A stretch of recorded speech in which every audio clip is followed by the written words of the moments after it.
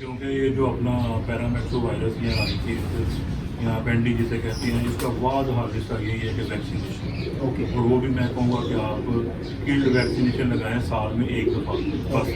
और जिस बर्ड्स को 2-3 साल लग जाए ना, जी। उसको मेरे ख्याल में बाद में लगानी नहीं नहीं लगानी तीन भी दफ़ा नहीं चाहिए। 3 दफ़ा मेरे ख्याल से 3 दफ़ा जिसको लग जाए उसको बाद आप लगाए भी लाइफ टाइम के लिए वो। लाइफ टाइम हो गया कवर। और इसका फ़ायदा ये है कि आपका परिंदा बच गया है। इनफर्टिलिटी को तो चले आप बाद में टैकल करते रहेंगे, आपका पहले परिंदा होगा तो फर्टिलिटी का उसका यूज़ होगा ना, तो ये और असल मैं ये बात कर रहा था कि 2 बीमारियां जो है ना, ये आपस में मुमासर रखती हैं कि दोनों बिल्कुल। बीमारियों पे ना अपना ना जोला लकवा आ जाता है। बिल्कुल बिल्कुल। तो जोड़ा लकवा आ जाता है। और मैं एक बात ये भी मैंने की थी कि यानी कि अपना रानीखेत इतनी जल्दी आती नहीं है।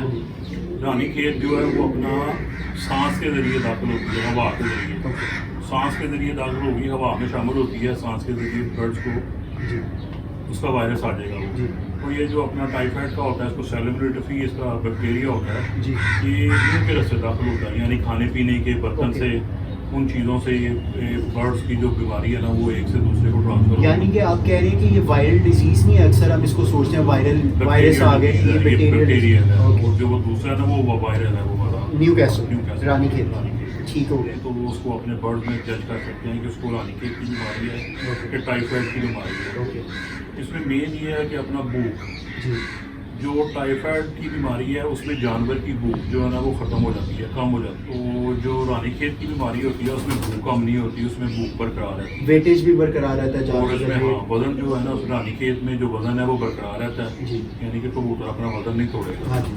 और जो टाइफाइड है उसमें वजन अपना कबूतर तोड़ जाएगा उसके बिल्कुल अंदर। बिल्कुल दुरुस्त। और उसमें ये है कि अपना उसमें टाइफाइड की बीमारी में अगर किसी कबूतर को लकवा जो ला भी गया है तो वो दाना खुद से उठा सकता है। जी तो रानीखेत की बीमारी में, क्योंकि रानीखेत की बीमारी है पट्टों की बीमारी, ओके। यानी कि उसमें कबूतर के जो टोटल असाब है ना, वो पैरालाइज आ जाता है, वो सारे शट डाउन हो जाते हैं, परमानेंट पैरालाइज हो हाँ वो हो जाता है। तो उसमें वो यानी कि अपना निशाना भी नहीं लगा सकता, दाने को उठा ही नहीं सकता।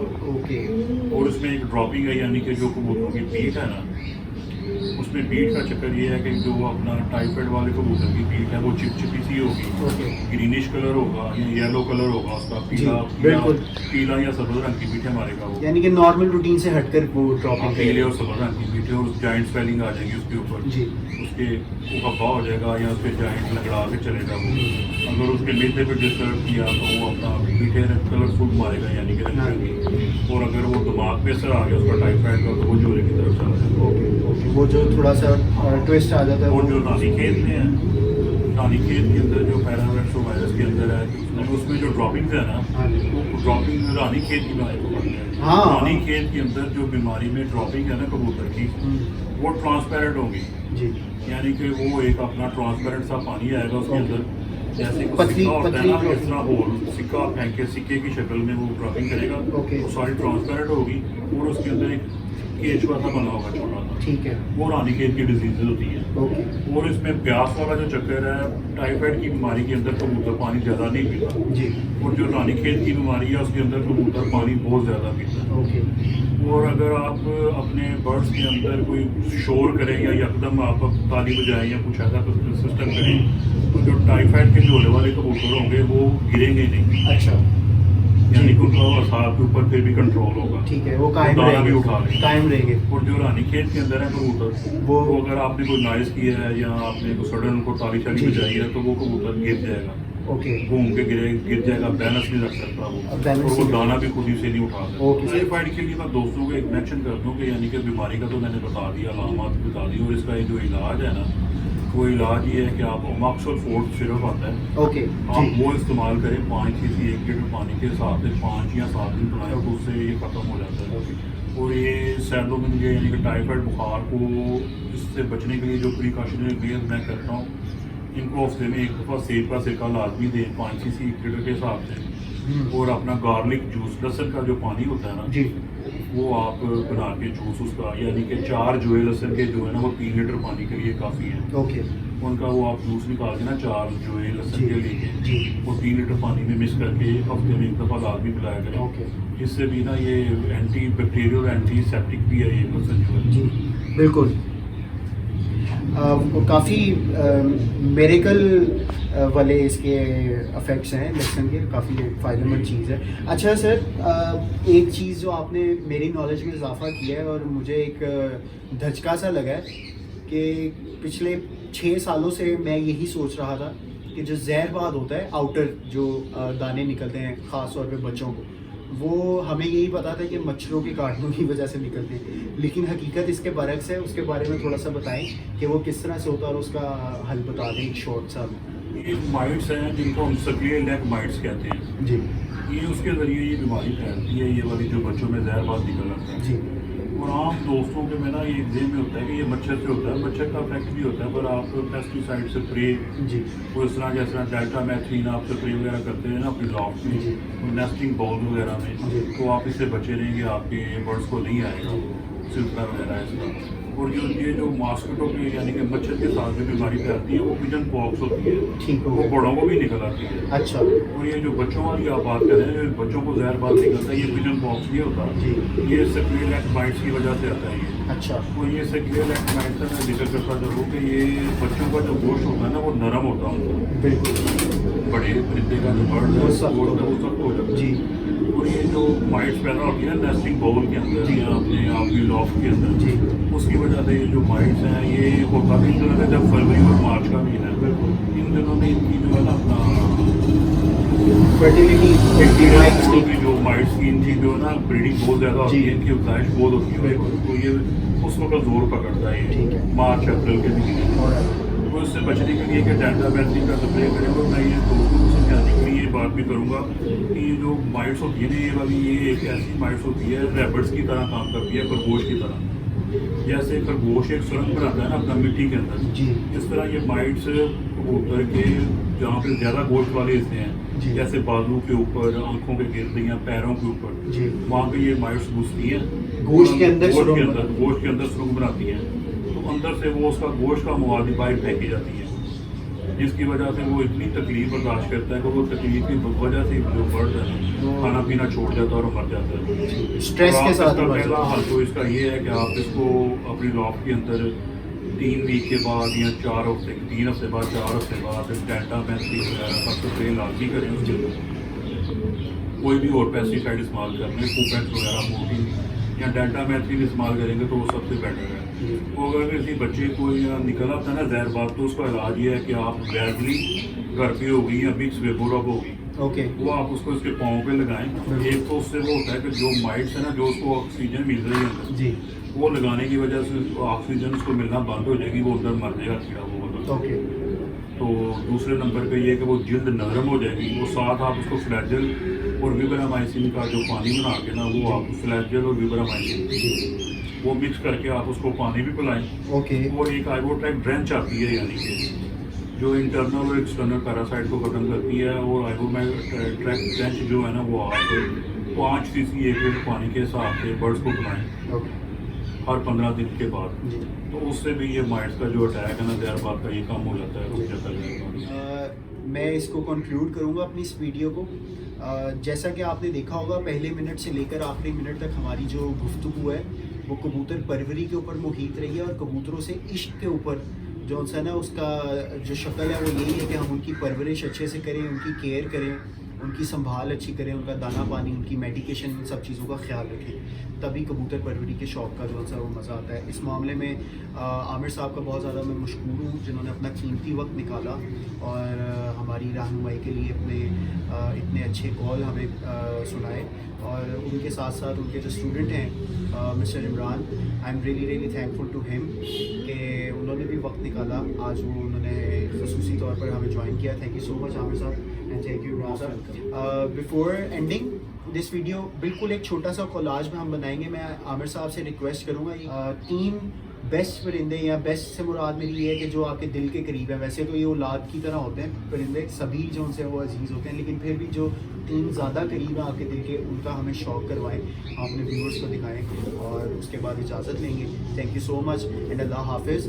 और ड्यूरिंग जो शौक़ है, शौक़ के दौरान मैं आमिर साहब से रिक्वेस्ट करूँगा कि मैं अपनी पूरी वीडियो के अंदर भूल चुका हूँ कि मेरी जो वीडियो होती है वो मल्टीलिंगुअल होती है, मेरे जो पंजाबी फ्रेंड्स हैं इंडिया से, भोपाल से, नागपुर से, लुधियाना से, चंडीगढ़ से, वो भी देख रहे होते हैं। तो मैं पंजाबी का आज इस्तेमाल करना थोड़ा भूल गया हूँ, तो उसके लिए माजरत। और चूँकि आमिर साहब भी एक पंजाबी है, गुजरांवाला के रिहायशी हैं, और मैं उनसे रिक्वेस्ट करूँगा कि जो बाकी की गुफ्तगू है हमारी वो साड़ी पंजाबी दे विच होएगी सर, तो आइए शो कराइए। एज यू कैन सी यही कबूतर परवरी है। आप लॉफ्स देखें, उनकी एलिगेंसी देखें लॉफ्स की, और नफासत देखें, क्लीनिंग देखें, क्लींजिंग देखें, हर तरह से कबूतरों की आप हेल्थ देखें माशाल्लाह से। दिस इज़ व्हाट कबूतर Porvorim is all about.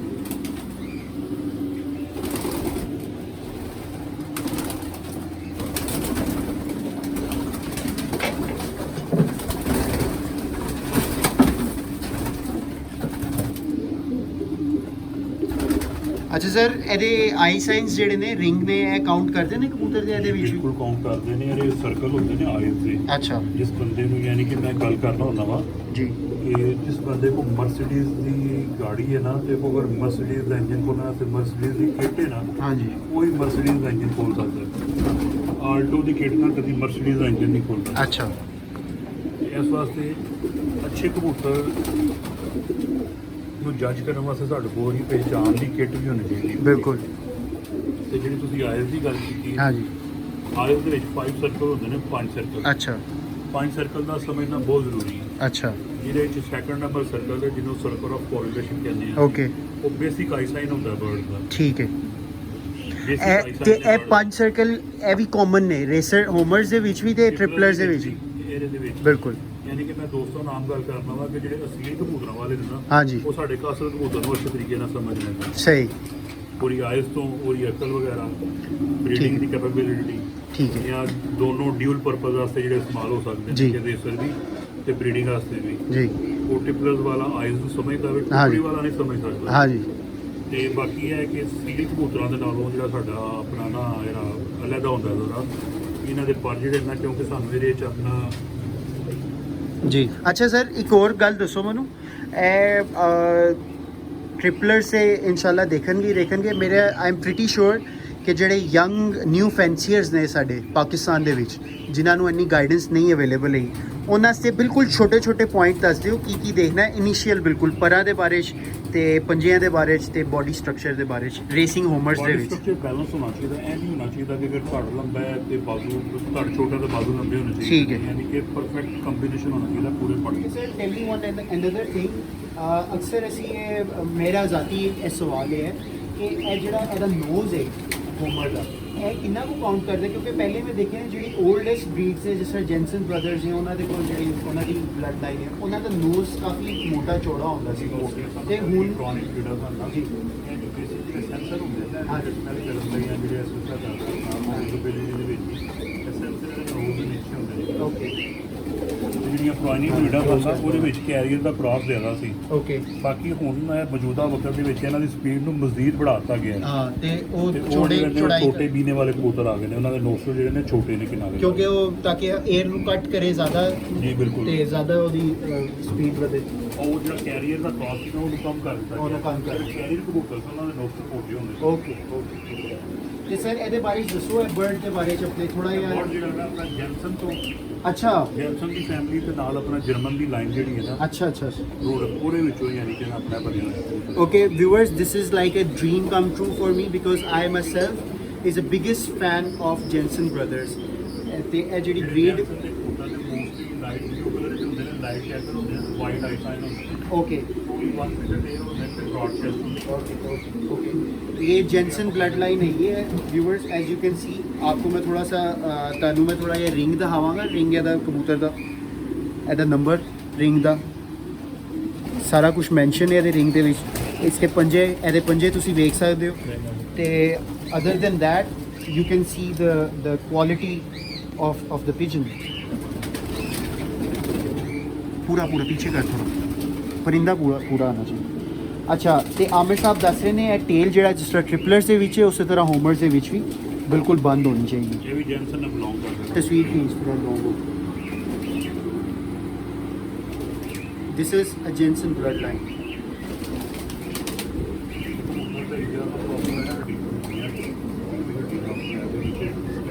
Okay viewers ਇਹ ਵੀ ਹੁਣ ਇੱਕ ਹੋਰ ਗੱਲ ਸੁਣ ਲਓ ਇਹ ਵੀ ਜੈਂਸਨ ਬਲੱਡ ਲਾਈਨ ਦਾ ਇੱਕ ਬਲੂ ਬਾਰ ਪਰਿੰਦਾ ਹੈ ਤੇ ਇਹਦੀ ਜੋ ਖਸੂਸੀਅਤ ਹੈ ਮੈਂ ਆਮਿਰ ਸਾਹਿਬ ਨੂੰ ਕਿਹਾ ਸੀ ਆਪਣੇ ਟੌਪ 3 ਕਬੂਤਰ ਦਾ ਹਾਲ ਤੇ ਇਹ ਉਹਨਾਂ ਨੇ ਇਸ ਵੇਲੇ ਤੋਂ ਦਿਖਾਇਆ ਹੈ ਕਿ ਇਹਦੀ ਜਿਹੜੀ ਹੱਡੀ ਹੈ ਮੈਂ ਫੀਲ ਕਰ ਸਕਦਾ ਦੈਟ ਇਜ਼ ਬ੍ਰੋਕਨ ਹੱਡੀ ਟੁੱਟੀ ਹੈ ਤੇ ਆਮਿਰ ਸਾਹਿਬ ਕਹਿ ਰਹੇ ਨੇ ਰਹੀਮ ਯਾਰ ਖਾਨ ਆਮਿਰ ਸਾਹਿਬ ਕਿੰਨਾ ਡਿਸਟੈਂਸ ਹੈ 560 ਕਿਲੋਮੀਟਰਸ 560 ਕਿਲੋਮੀਟਰ ਤੋਂ ਇਹ ਕਬੂਤਰ ਆਪਣੀ ਟੁੱਟੀ ਹੋਈ ਹੱਡੀ ਦੇ ਨਾਲ ਵਾਪਸ ਘਰ ਨੂੰ ਆਇਆ and this is the ability of this Pigeon ਮਾਸ਼ਾਅੱਲਾ one of the oldest birds from Jensen bloodline ਇਹ ਆਮਿਰ ਸਾਹਿਬ ਨੇ ਖਸੂਸੀ ਸਾਨੂੰ ਇਹ ਬਰਡ ਦਿਖਾਇਆ ਹੈ ਉਹ ਕਹਿ ਰਹੇ ਨੇ ਇਹਦੇ ਨੋਸਟ੍ਰਿਲਸ ਜਿਹੜੇ ਨੇ ਜਿਹੜੀ ਮੈਂ ਗੱਲ ਕੀਤੀ ਹੈ ਉਹ ਤੁਸੀਂ ਦੇਖ ਸਕਦੇ ਹੋ ਕਿ ਕਿੰਨੇ ਚੌੜੇ ਨੇ ਨੋਸਟ੍ਰਿਲਸ ਜਿਹੜੇ ਇਹ ਜੈਂਸਨ ਬਲੱਡ ਲਾਈਨ ਦੇ ਵਿੱਚ ਜਿਹੜੇ ਪਹਿਲੇ ਕਬੂਤਰ ਸਨ ਜਿਨ੍ਹਾਂ ਦੇ ਵਿੱਚ ਕੈਰੀਅਰਸ ਦਾ ਜ਼ਿਆਦਾ ਪਰਸੈਂਟੇਜ ਸੀ ਜਿਨ੍ਹਾਂ ਦੇ ਬਲੱਡ ਦੇ ਵਿੱਚ ਆਮਿਰ ਸਾਹਿਬ ਦੱਸ ਰਹੇ ਨੇ ਉਹਨਾਂ ਦੇ ਨੋਸਟ੍ਰਿਲਸ ਚੌੜੇ ਹੁੰਦੇ ਸਨ ਤੇ ਇਹ ਹੁਣ ਖਤਮ ਹੋ ਗਏ ਨੇ ਆਲਮੋਸਟ ਇਹ ਹੁਣ ਦੇਖਣ ਨੂੰ ਨਹੀਂ ਮਿਲਦੇ ਆ ਪਰ ਇਹਦਾ ਸਿਰਫ ਆਈ ਸਾਈਨ ਤੇ ਨੋਸਟ੍ਰਿਲ ਤੁਸੀਂ ਦੇਖ ਲਓ ਦੇਖੀ ਬਸ ਫੋਕਸ में रहे ठीक है तस्वीर भी ले ओके ਆਮਿਰ ਸਾਹਿਬ ਦੱਸ ਰਹੇ ਨੇ ਕਿ ਕਬੂਤਰ ਮੋਲਟਿੰਗ ਦੇ ਵਿੱਚ ਨੇ ਇਸ ਤਰ੍ਹਾਂ ਤੋਂ ਫੈਦਰ ਕੁਆਲਿਟੀ ਥੋੜੀ ਜੀ ਉਸ ਤਰ੍ਹਾਂ ਦੀ ਆਬਵੀਅਸ ਹੀ ਗੱਲ ਹੈ ਜਦੋਂ ਕਬੂਤਰ ਆਪਣੇ ਪਰ ਚਾੜ ਰਿਹਾ ਹੁੰਦਾ ਤੇ ਉਹ ਆਪਣੀ ਮੁਕੰਮਲ ਗੈਬੀ ਰੂੜੀ ਅੱਛਾ ਇਹਦੇ ਬਾਰੇ ਚ ਮੈਨੂੰ ਨਹੀਂ ਪਤਾ ਇਹ ਗੈਬੀ ਰੂੜੀ ਕੋਈ ਬਲੱਡ ਲਾਈਨ ਦੱਸ ਰਹੇ ਨੇ ਯਕੀਨਨ ਬਹੁਤ ਅੱਛੀ ਬਲੱਡ ਲਾਈਨ ਹੋਏਗੀ ਇਹ ਉਹ ਬਲੱਡ ਲਾਈਨ ਹੈ ਰਿੰਗ ਦੇਖ ਸਕਦੇ ਹੋ ਤੁਸੀਂ ਇਹਦੇ ਇਹ ਹੋਮਰਸ ਦੇ ਵਿੱਚ ਮਸਟ ਹੁੰਦਾ ਹੈ ਇਹਨਾਂ ਦੀ ਜਿਹੜੀ ਰਿੰਗਸ ਨੇ ਇਹ ਅਸੀਂ ਲਾਜ਼ਮੀ ਇਹਨਾਂ ਦੀ ਆਈਡੈਂਟੀਫਿਕੇਸ਼ਨ ਲਈ ਇਹਨਾਂ ਨੂੰ ਲਾਈ ਦੇ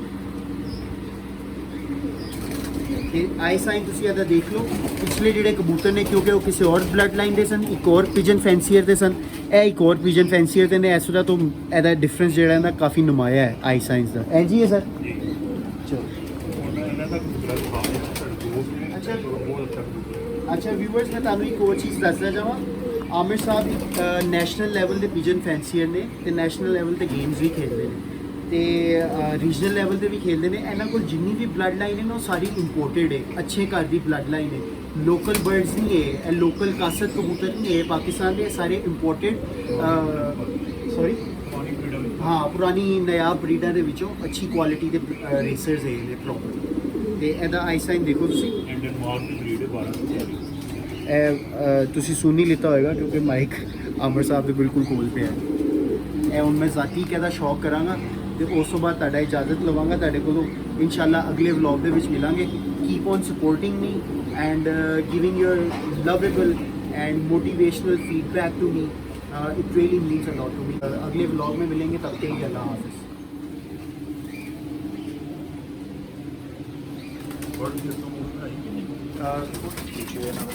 हाँ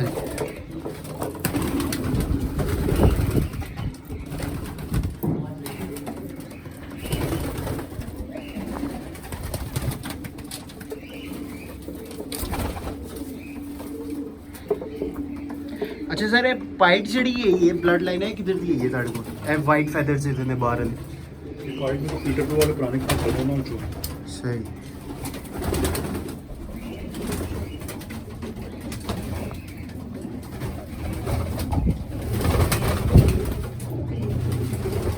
ठीक है सर